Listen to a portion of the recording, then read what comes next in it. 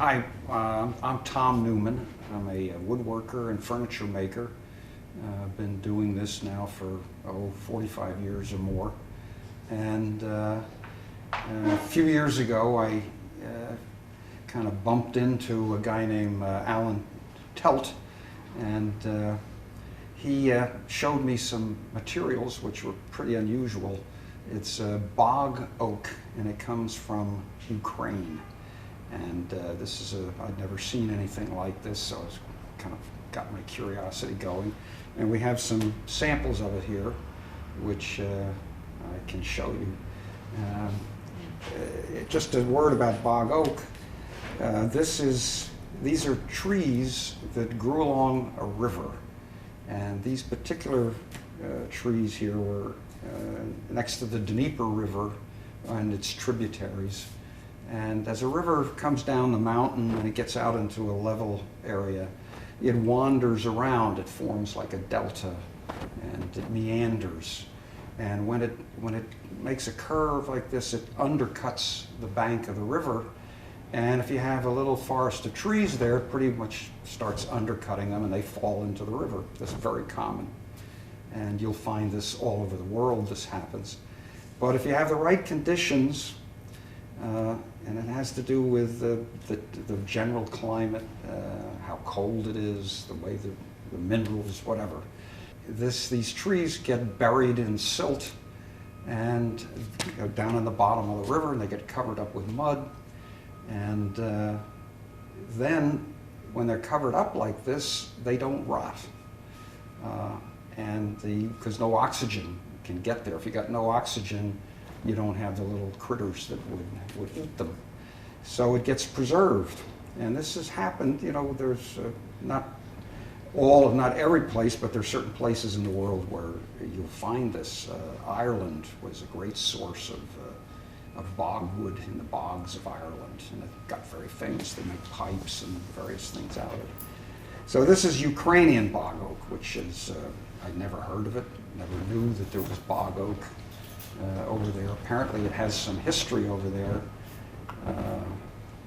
The czars used it for various things in their castles, whatever they had there. It's been around. It has a little history as being a kind of a precious thing and rare. And it has a particular charm and beauty which you don't find in other species, other wood materials.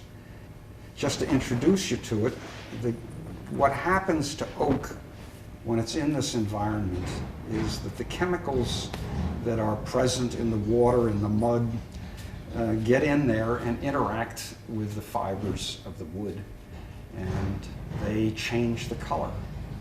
And this happens with all woods. And with this oak, it wants to change it black. And this happens over a long period of time. We're talking thousands of years. And the average age of the wood that Alan has brought to us is between 2,500 and 5,000 years old. I think what happened all these years, that was the rise of Christianity, how many different wars, civilizations coming and going. And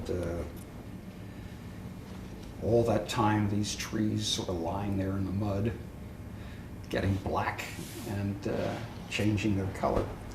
The older a tree is, if you get a really old one, all of that coloration will get all the way down into the heart of the tree, and the whole log will be black.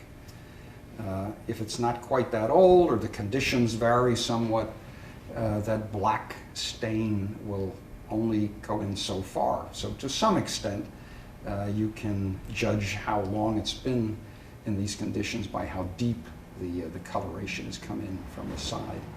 So behind me are these are a couple of really nice boards. And you can see out here, these are not the oldest. These particular boards have been radiocarbon dated to be about 1,200 years old. And so the black comes in here. You get a little liquid on here, put a little alcohol on it, you can see the black a little better. But you can see it's here on the edge. And as it gets into the middle, it's more of a more typical oak color. It is a beautiful color. You know, I should have some alcohol I can spray on this. Okay, so we have here a couple of boards. And these boards, you'll notice that the black is a little bit thin here. These boards have been radiocarbon dated to be 1,200 years old. So they're not the oldest, they're not the blackest. But I like them because you get the big contrast between the outer edge and inside. And I'm going to spray a little alcohol on here so you can see the color a little better. It's really a beautiful color. You'll find this in oak. You have oranges in here, and then you get out here and it gets very black. And the live edge on a slab like this is really something to look at. You won't find live edges like this in any. I've never seen as nice a live edge as that. So this is a beautiful range of colors, from black coming into more of a dark brown in here, where you have oranges and yellows, and back out across on the other side of the board. There's this other one over here. And occasionally we get a little knot on an edge or something like that. Very pretty stuff. Now, just to show that this is a piece cut from a board which was pretty much solid black. And I don't know what but this would have a much older radiocarbon dating. Here's one that has some striping in it. And if you look down here, here's one nice contrast. And here's one that's not quite so black, a little more grayish, slight green in there. Interesting colors. So this is give you an idea of the variety. Let me put a little alcohol here on the black. You can see that. And like ebony, it's not just black. It's got a lot of variety. It's essentially black, but it has variation in color, which really makes it interesting. That's the really most black one. Here's another one, a little more grayish. Here's one that's got the contrast. And here's probably the lightest sample. That's very light. Okay. Here's one that's, we got some streaks in it.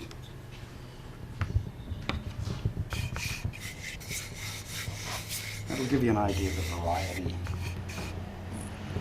colors you get. So that's Bog Oak. That's the introduction to Bog Oak. So Alan brought us some boards to sort of get our experience with what you can do with them.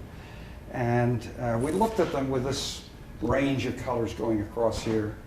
And one idea we had was to see if we could cut them into veneers, where we could take advantage of this. We could do a kind of a book match or slip match and have dark stripes. So here are some veneers. Now we saw our own veneers, and I can bore you to tears telling you why I think that's better. But these are 1/16 inch thick. We saw all the veneers we use, we saw ourselves. It makes it, the thickness gives you a lot more flexibility in how you can use. You can plane this stuff, you can sand it hard, you can scrape it.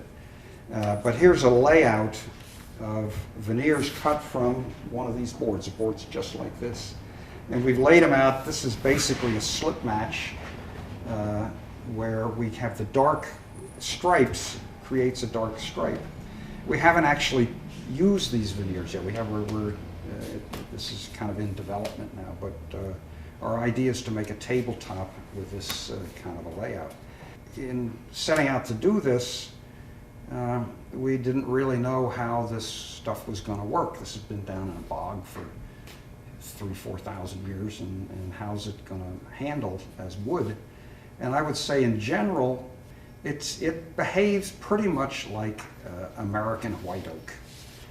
It's got about the same density the way you want to pick up one of these boards. It's maybe not quite as heavy as white oak, but almost. Pretty hard, pretty dense. It planes, it scrapes, it saws just like ordinary wood.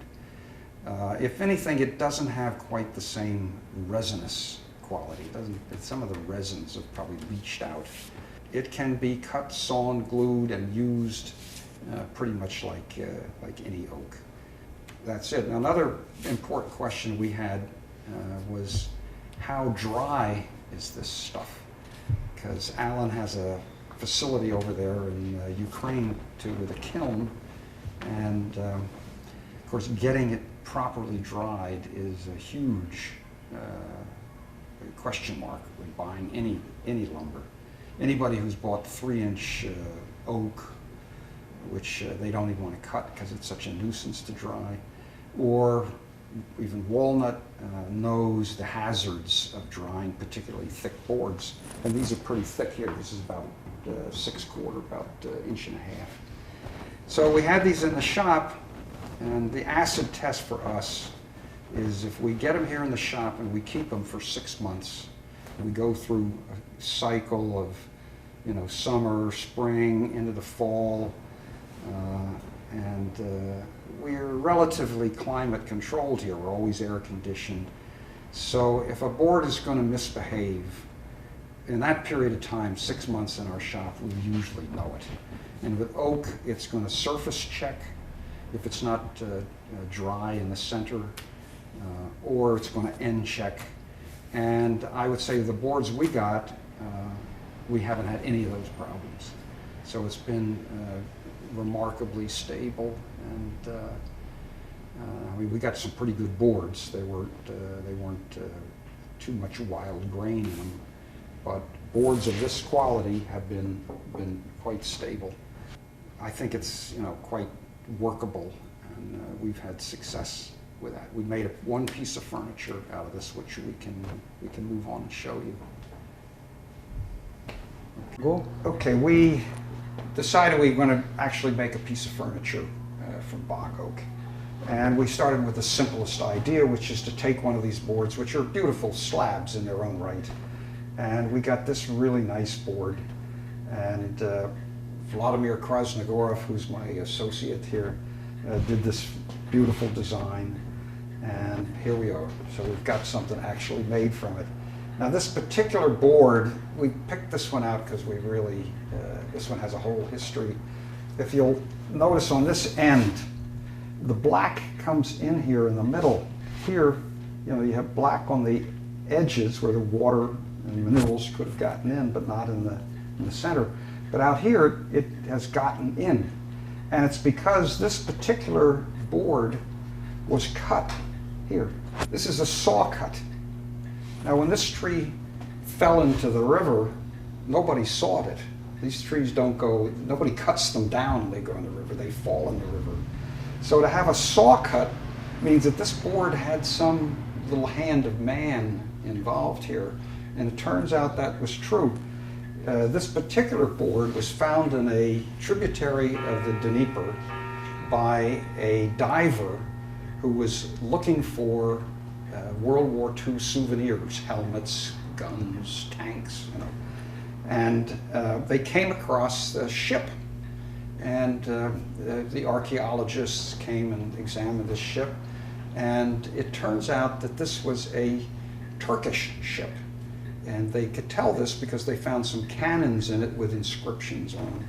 And they dated it back to like 300 years ago, when there was a little war going on between the Turks and the Russians. And this ship apparently was heading down to Turkey with a load of bog oak logs. They'd taken the tree and they'd cut it and made logs out of it, loaded them on this ship, and they must have had some value if they're going to come all the way up there and truck a whole load of logs to Turkey, a special kind of stuff. So anyway, this was a log. And this was mined as bog oak up there, somewhere along the Dnieper, we presume. And the logs were put in the ship 300 years ago, the ship was sunk, and the logs went back down in the river for another 300 years. So they've been there for a couple thousand. They got turned into logs, and then the logs spent another 300, and then these divers discovered them. So this is an interesting story, and you get this beautiful, you get this center thing comes up, and now you go up in here and have this saw cut. And this is a saw cut here too. There was a branch that went out here, and they trimmed this off and trimmed that off. So this is a nice little story. And of course, the larger story is the age and the whole history of all the Bog Oak boards. And it's interesting that here you have a Turkish ship all the way up the Dnieper River. They don't come up there for anything that's just junk. It's going to be precious cargo that they're going after to haul all this distance. And here they got Bog Oak in this ship, which is just an indication that this was precious stuff 300 years ago.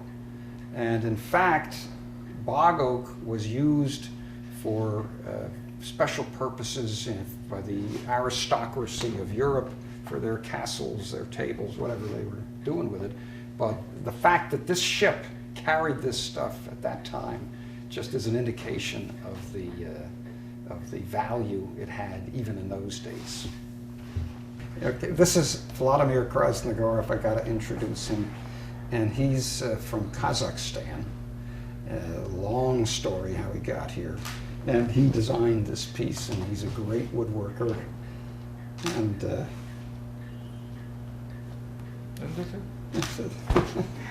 just to say a little word about the finish on this and how it takes a finish.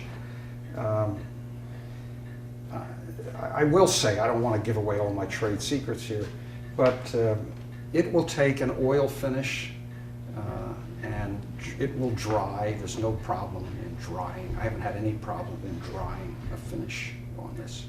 And I didn't want to no need to do a lot of coloration here because the color's already there.